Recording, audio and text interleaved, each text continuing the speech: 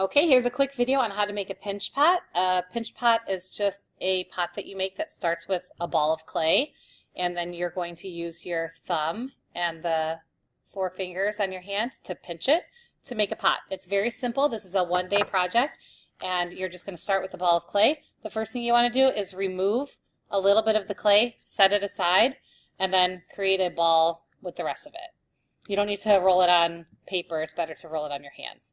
Also, side note, the more you work with your clay, the drier it gets. You'll notice your hands dry out as well, and you don't want to just be playing with it like you might be playing with Play-Doh to warm it up. The more you work with it, the harder it's going to get to work with. It's going to crack out. So here's my ball of clay, and I'm just going to stick my thumb. Some of you might have done this with cookies at some point, and then you're just going to pinch while you rotate with your other hand and keep going all the way around in a circle. You want to make sure that the whole pot is consistent in width. So this is way too wide. This will trap air bubbles and it'll explode eventually in the kiln. So I'm going to keep working with this with a little bit more pressure gradually.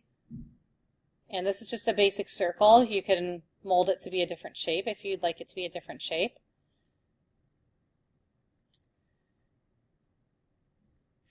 And there's a basic circle.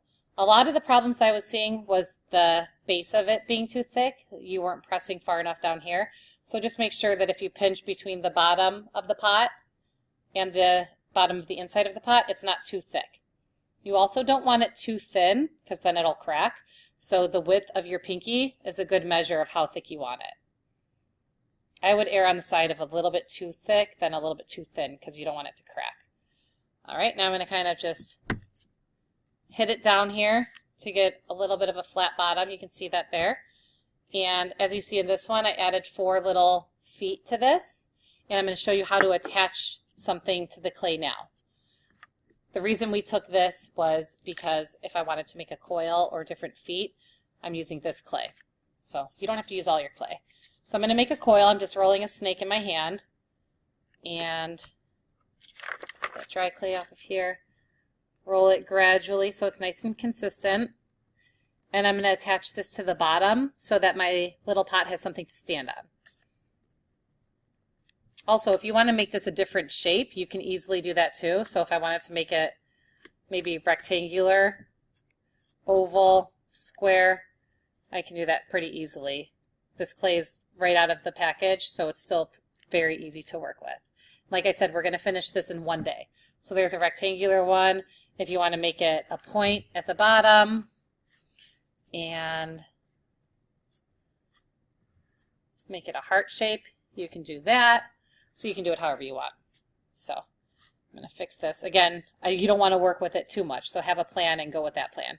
This one I'm just going to make round, just for sake of ease with the video. Smooth out any cracks or wrinkles I've created. And here's the bottom. So the method to attach anything is called score and slip. To score it means to just make these little hash marks. So I'm using a paper clip right now. You can also use a fork. Kind of does 4 at a time. And then slip.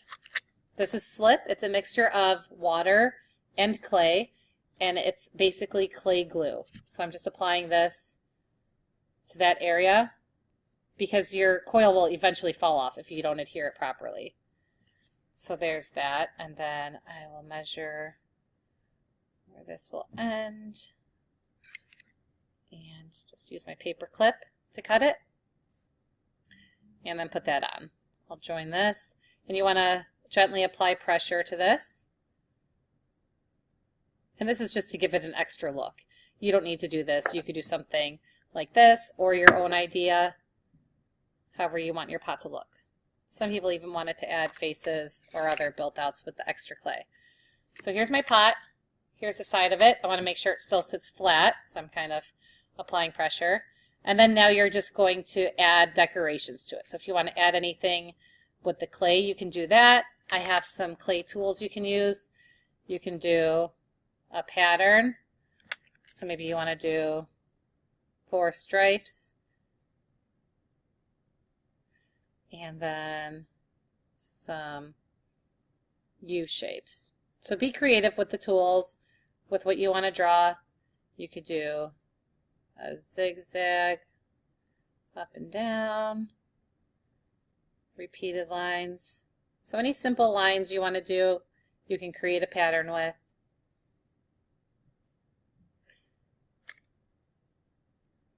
And then you have to add something on the bottom. Once you're finished, make sure your initials are carved in the bottom. If you want to do your middle name initials too, you can do that. And then you are all finished. That's all you need.